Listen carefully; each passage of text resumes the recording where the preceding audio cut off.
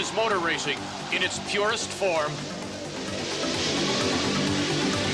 Real roads, real cars, real fast. It's a flat-out race against the clock. The Canadian Rally Championship on TSN. Hello again, everyone. Vic Rauter along with rally expert Paul Chater. Welcome to Peterborough, Ontario, site of the final round of the 1994 Canadian Rally Championship, North America's oldest performance rally. The 24th annual Michelin Rally of the Tall Pines, and today's rally is brought to you by Michelin, because so much is riding on your tires. Paul? The Maple Leaf Rally Club, Vic, has been organizing this event since 1971, but this 94 edition should be a classic. 5 teams are in contention for the Canadian Championship, led by this Audi S2 Quattro of Ontario's Frank and Dan Sprongel. Their 94 campaign started in Quebec City, the inaugural Rally Michelin Quebec Beauport. A snowstorm caused the route to be shortened, and the rally was contested entirely in Quebec City.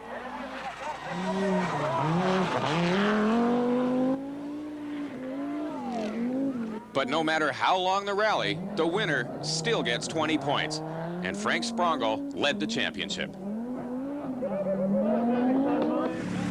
The Sprongels' next Canadian rally was the Baie des Chaleurs in New Richmond, Quebec. They had the Audi up to second, but were being consistently beaten by Carl Merrill's Ford Escort.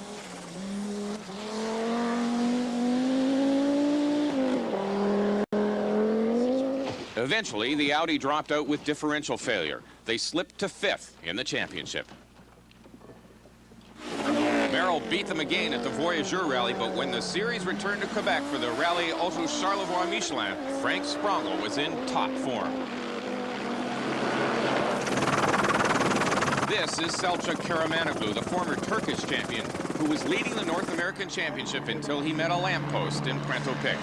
As usual in rallying, both drivers were unhurt. Rally cars have roll cages that make them even safer than race cars, but some drivers feel they have to test.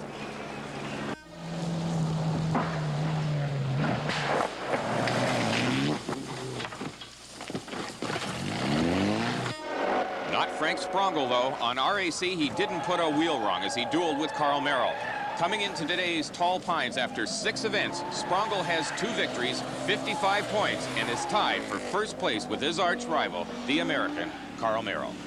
And for Merrill, who's from Maine, and co-driver John Belfleur from Thornhill, Ontario, they have simply got to beat the Sprongel brothers to win the Canadian Championship. Merrill hadn't scored a single point until round 4, the Baie des Chaleurs. With co-driver John Wickens, he had his 400 horsepower four-wheel drive Escort flat out, 7th gear, but that's when the intercom failed.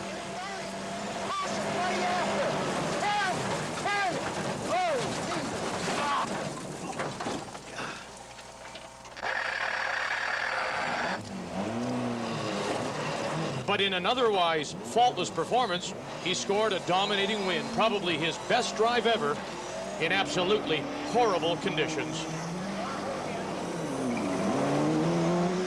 Merrill scored another 20 points in the Voyageur Rally before he arrived at Pointe-aux-Pitres for the Rally Auto Charlevoix Michelin, an event that he had won the year before. And how fast was Merrill? Well, he was so fast that our camera helicopter simply couldn't keep up with that Escort Cosworth. But this time the Ford was no match for the Audi, and Merrill only scored 2nd place points to tie Frank Sprongel.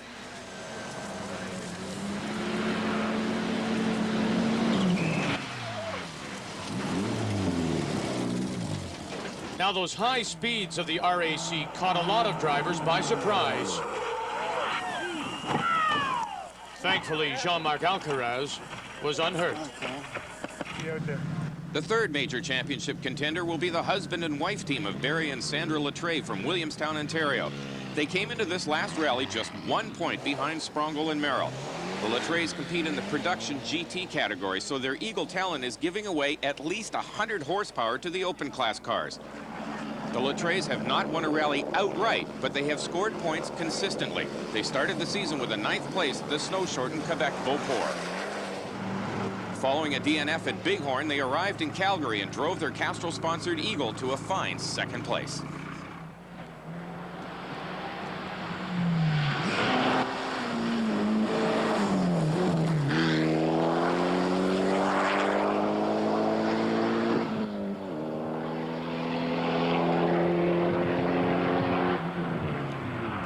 In New Richmond at round 4, they were no match for Karl Merrill and the Ford, but came away with second place points again and found themselves leading the championship.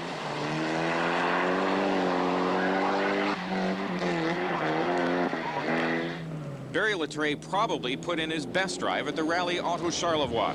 He had an epic battle with Quebec's Sylvain Vincent, both drivers performing major repairs at every service hall.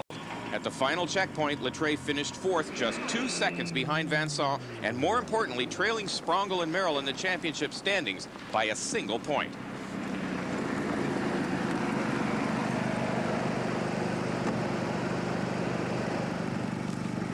Paul, the 4th team that could win the championship, the Subaru Canada entry of Tom McGeer and Trish Sparrow. They're the 2-time defending champions, but 1994 has been frustrating to say the least. They tied for 2nd behind Sprongel's Audi in round 1. At the Bighorn Rally in Alberta, they failed to finish. Round 3, Rocky Mountain in Calgary, was to be their season highlight.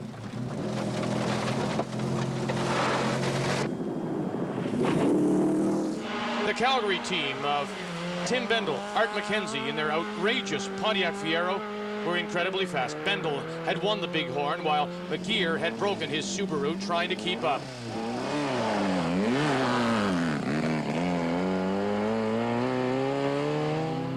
This time, though, McGeer would set the pace, and it would be Bendel who dropped out with a blown engine.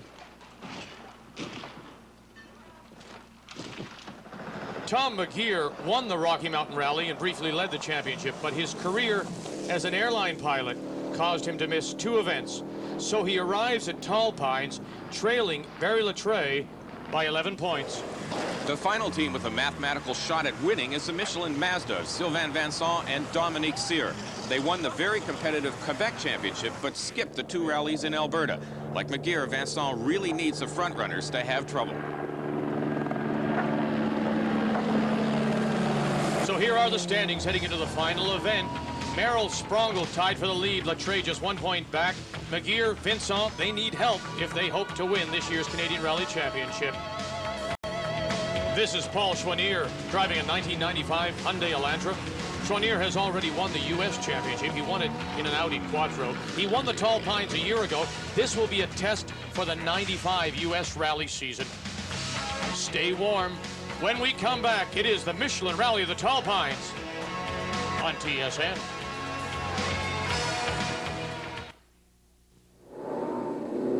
Welcome back to the Michelin Rally of the Tall Pines on TSN. Vic Rauter along with Paul Chater. Here we go, Paul. This is Choinière and Martin Headland. No championship considerations. They're testing their new car.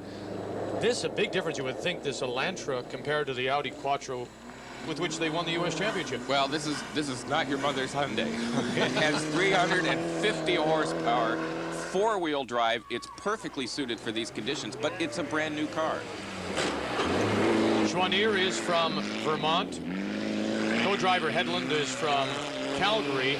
And like all the top teams, they've started on the Michelin C5 snow tires, and they're getting a good workout. This rally is really a test of tires. It's difficult because of the changing road conditions to know what tires to put on the car. Here we have fresh snow. There's probably not ice under that yet. It's still early in the season, but you need thin tires with a big open tread pattern. Here are the Letrays in their Eagle Talon, Barry and Sandra, Mr. and Mrs. Consistency. Although they haven't been when it comes to the Tall Pines, they've never finished in 5 attempts. Their strategy here has to be just to remain consistent, stay on the road, and hope that Merrill and Sprongel crash or break. Staying on the road in this kind of a winter rally is not that easy. The road gets plowed, the ditches get filled with snow, and you don't really know they're there. Now, the Letrays were 7th fastest in the stage. We talk about Merrill and Belfleur. Here it is, the Ford Escort. This is the purple bomb.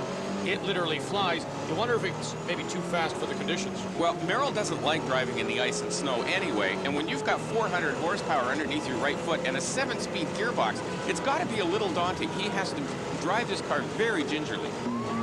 Interesting, the co-driver, Belfleur from Thornhill, Ontario, won this rally in a Fiat in '79 with a Canadian rally legend in Jean-Paul Pérouse. And in fact, Pérouse is entered in this rally driving a Suzuki.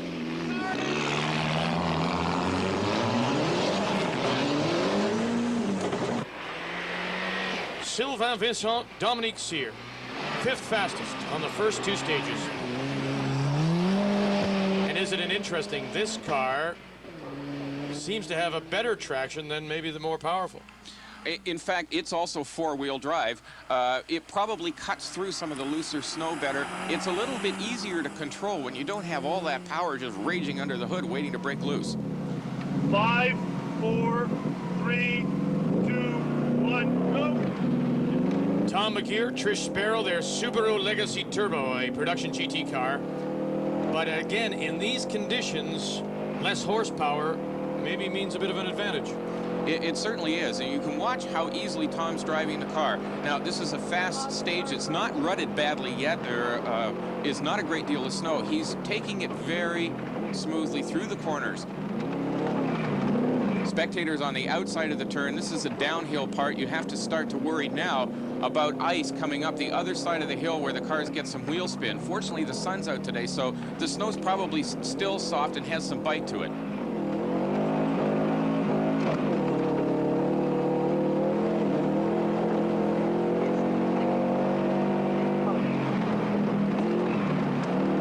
There is a rumor that's been floating around that they may drive an open-class Subaru next season.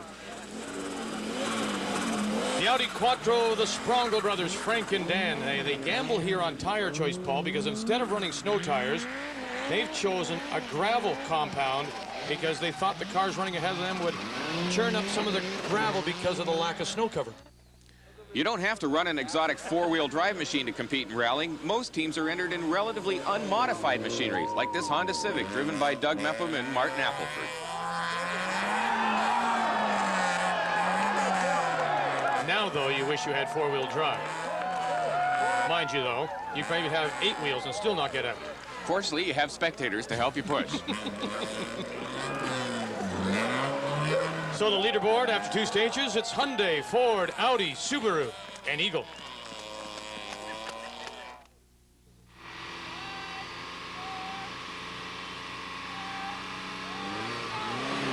Sylvain Vincent heading out on this 4th stage, 19 kilometers in length. This is the Trout Lake stage. Paul, this is a closed road. Closed to the public. It's called a special stage. There are actually 189 kilometers of special stages on the Tall Pines Rally, but there are also transit stages. These connect the high-speed special stages. The transits are done at normal, legal speeds, following all the rules of the road. They just get the drivers from one special stage to the next. The competitive driving is done on the closed roads. McGear and Sparrow in their Subaru Legacy, they were in 4th position. Last time we checked the leaderboard. And they have an outside chance at winning this year's championship. Here are the Sprongel brothers and their Audi Quattro S2. After 3 stages, the Audi is in 2nd place, 48 seconds behind Schwanier's Hyundai.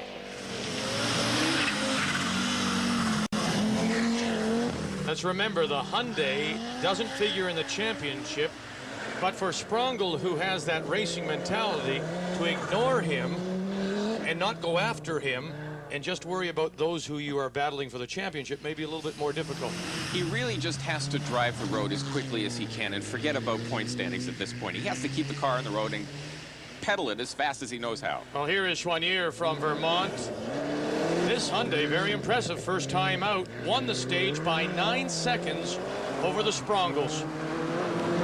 I've always been impressed with spectators at rallies. Look at them here, Paul, near Denbigh, Ontario. Sitting in the rocks, standing in the trees, sun going down. Rally fans, they are some of the hardiest right across the country. Here is 11-time U.S. champion John Buffram with Liebherr Racing. The driver's not me. Where's mine? He was with Audi for over 14 years, but will now run the Hyundai team in 1995 with stepson Paul Schwanier as driver. 4-cylinder, 2-liter turbocharged engine with an all-wheel drive chassis and a 5-speed short ratio gearbox. We think the car weighs approximately 2,500 pounds, puts out about 300 horsepower, so the power to weight ratio is very good. The balance feels good. The wheelbase is, we've lengthened the wheelbase a little bit so that it's only a half an inch shorter than the Audi was actually, so it's very close in wheelbase, a little bit lighter than the Audi, so I'm not surprised that it's very similar, but it's still different enough where it's going to take a while to get used to it. Well, he seems to have adapted very well. This is now the Browns Lake stage, 20K. And look at this. They have lights on the car, but they haven't turned them on yet.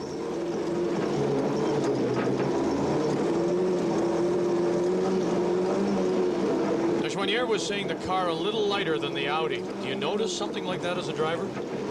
Very much so, especially in these slippery conditions. And we can see he's just sawing away at the steering wheel. That car has not been going straight, even on the straight section of road, for more than a second at a time.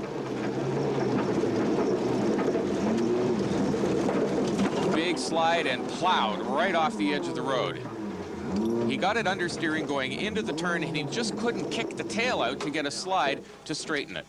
I saw it. Yeah. Just understeered straight off the road. And so your leader is out. Joignier from Vermont in his 1995 Hyundai Elantra.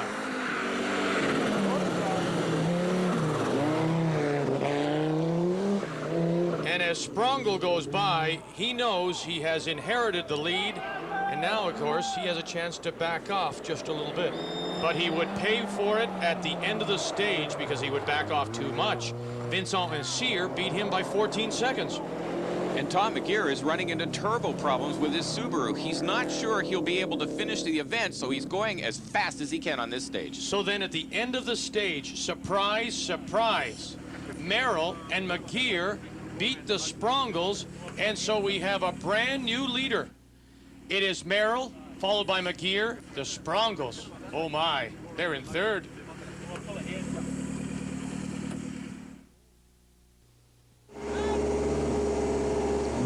So we've got ourselves a great race to the finish of this Canadian Rally Championship season. Stage 6, Mallory Lake, 18.5 kilometers long. And this is the Ford Escort Cosworth, Carl Merrill. He has a slim 1 second lead over Tom McGeer. This is not something that would happen in dry conditions. This car has so much horsepower that he would outpower McGeer on dry gravel roads, but it's so slippery here that the Ford Escort is a handful. In fact, more than a handful, Paul, because in the darkness at the end of the stage, McGeer and Sparrow had beaten Merrill by 2 seconds. You also have to consider that McGeer and Sparrow are having turbo problems. They don't know that they're going to finish, so they're driving as hard as they can just to win the stage. On the other hand, Merrill knows he has to finish if he wants to finish the championship, so he's being a little cautious. So McGeer and Sparrow take the lead on stage 6, extended on stage 7, as we now turn our attention to the Sprongels. They had really underestimated the competition, especially Carl Merrill. The Audi has to finish ahead of the Ford to win the championship. Sprongel comes through, though. He wins stage 6 and 7, moves ahead of Merrill by 16 seconds, but he still trails McGeer in the overall standings. Now the Latrays. Their tactic of driving cautiously, hoping the other faster teams would crash, hasn't worked. But realistically, at this point in the rally, it was the only hope they had.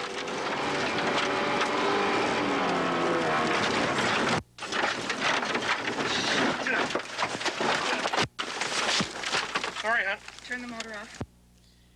And unfortunately for the Latrays, their championship hopes ended just that quickly. And the Audi of the Sprongels looks to be in perfect shape. So after 7 stages, McGeer and Sparrow, despite the troubles in turbo, they lead.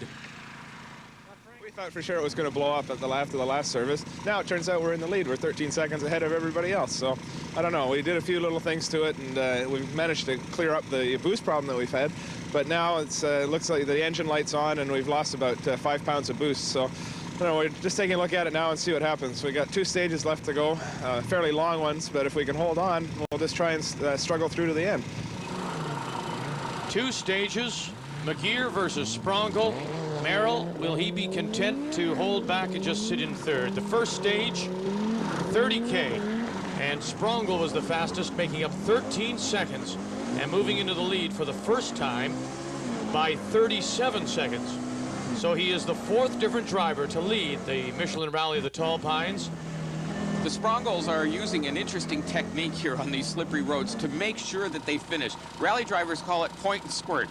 You point the car down the straight, stomp on the throttle, and as soon as you get to the corner, you back off and you tiptoe around the turn, and then you squirt the throttle again down the next straight. Thank you for explaining that, Paul. So we head into the final stage, into the snowy darkness of the tall pines.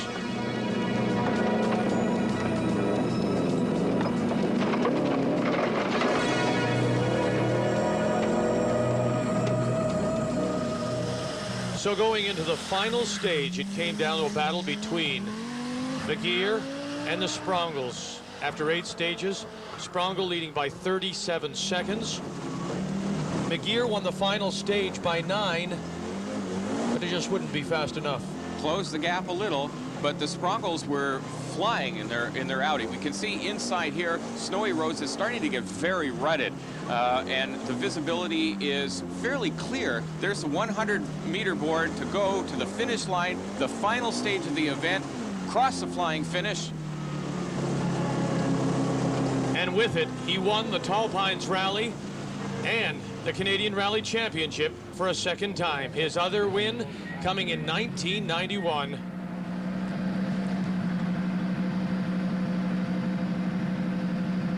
It's remarkable to think that they race right across the country, and it came down to the final event, the final stage near Peterborough, Ontario. So the Sprongles win the Rally of the Tall Pines by 28 seconds over Magir and Sparrow. Merrill in their escort finished 3rd. And despite their crash, Barry Letray wins the Production GT Drivers' Championship, and Eagle wins the Manufacturers' title. However, the co-driver's title doesn't go to Sandra Letray. No, it's Tris Sparrow, who picks up some extra points, driving with Jorge Descolas to win the Production GT co-driver's title. Meanwhile, in Production Sport, the Calgary team of Walter Peterson, Harry Pressey, they won the championship driving their Honda Prelude VTEC. In Production 1750, Ari Montanen and Gord Blanusa won the Tall Pines in their Lada Samara. But the 1994 championship in 1750 goes to Suzuki and the Quebecois team of Jean-Philippe Chevalier and Shirley Normandin. Frank and Dan Sprongle, Tall Pine winners and 1994 champions.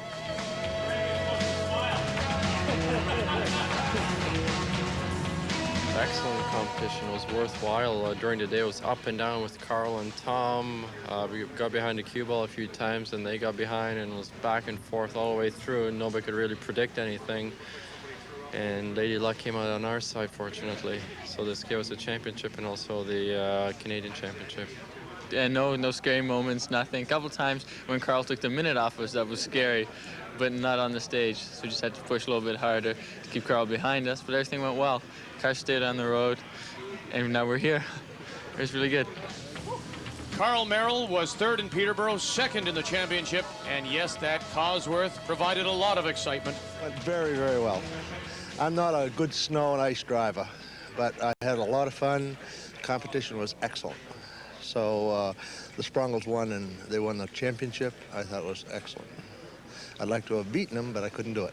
I gave everything I did to and to stay on the road. The roads were very slippery, but, you know, everybody had to do the same thing. And after one of the breaks, I went out and put 1 minute and 6 seconds on them, and I thought, I got them. They came right back and got me. Usually at Tall Pines, you get corners that are sort of, you go in gravel, you come out on ice, and or vice versa. Very difficult to maintain a proper speed through the corners. This road, today, all the roads were consistent. They were smooth, and all the way in and out, it was great. I don't know, best Pines in years. The Manufacturers' Championship goes to Audi, beating Eagle, their 5th championship in 6 years. The Canadian Rally Championship on TSN is brought to you by Michelin, because so much is riding on your tires. And just 1 week later, the Sprongles won again the final round of the U.S. Championship to give them the American Rally Cup. Congratulations to the Sprongles. Now, on behalf of Paul Chater and our entire crew, I'm Vic Crowder. Thanks for joining us. There's lots more to come in 1995 here on TSN.